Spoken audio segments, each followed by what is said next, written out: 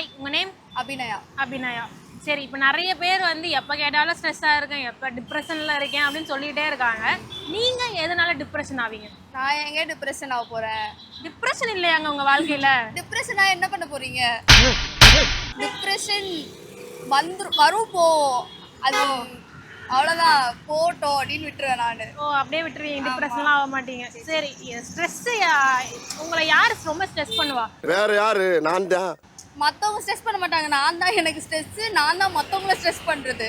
என்னை யாராலையும் அழிக்க முடியாது, நானே அழிச்சுப்பேன். ஓ, நீங்கள் தான் மற்றவங்களுக்கு ஸ்ட்ரெஸ். அப்படி என்ன பண்ணுவீங்க மற்றவங்களை ஸ்ட்ரெஸ் ஆக்குற அளவுக்கு?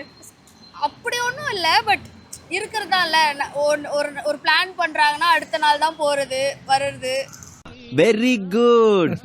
ஒரு ஃபுல் டேவே போஸ்ட்போன் பண்ணி விட்ருவோம். 5 நிமிஷத்துல வரேன்னு சொல்லிட்டு நான் டேவே போஸ்ட்போன் பண்ணுவேங்க.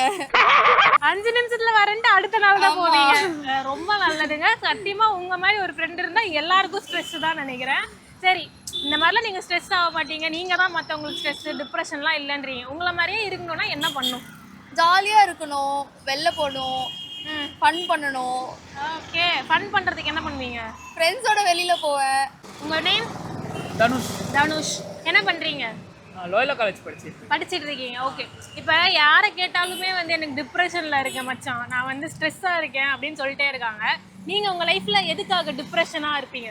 நான் என் லைஃப்பில் எதுக்காகனா ஃபேமிலி ரெஸ்பான்சிபிலிட்டிஸ், அப்புறம் நிறைய கமிட்மெண்ட்ஸ், இதனால் என்ன மனுஷன் டிப்ரெஷனாக இருப்பேன்.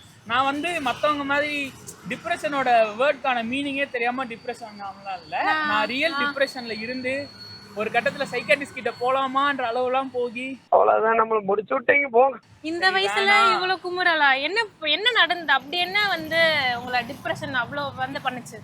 ஃபேமிலியில் அப்பாவுக்கு அப்புறம் எல்லா ரெஸ்பான்சிபிலிட்டியும் என்கிட்ட வந்துருச்சு. அப்பா இறந்ததுக்கு அப்புறம் எல்லா ரெஸ்பான்சிபிலிட்டியும் வந்துருச்சு.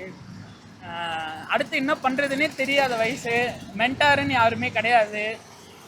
ஃபேமிலியில் தொடர்ந்து நிறையா எடுத்து பார்த்துக்க வேண்டிய எல்லாருமே போயிட்டாங்க. ஸோ நம்மளே நம்மளை பார்த்துக்க வேண்டிய சுச்சுவேஷன்.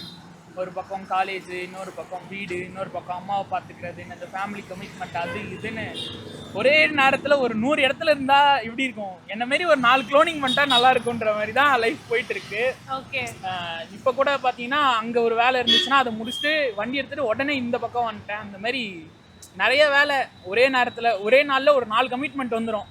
அதை முடிச்சுட்டு போய் படுக்கும் போதுதான் ஒரு டிப்ரெஷன் மாதிரி இருக்கும். ஒரு டிப்ரெஷனா 2 டிப்ரெஷனா? அந்த டிப்ரெஷனை கூட ஃபீல் பண்ண விட மாட்டாங்க.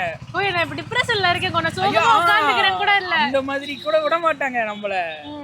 கொஞ்ச நேரம் இருங்களா, நானே டிப்ரெஷன் ஏதோ இருக்குன்றாங்க, நான் அதுல இருந்து வெளியே வரேன்னு. தம்பி அடுத்த வேலை ஓடணும் வா அப்படின்ட்டு. சரி, என்னதான் யோசிச்சாலும் அட் எண்ட் ஆஃப் த டே நான் தான் ஓடி ஆகணும். ஸோ ஏஞ்சி ஓட வேண்டியதுதான். மாஸ்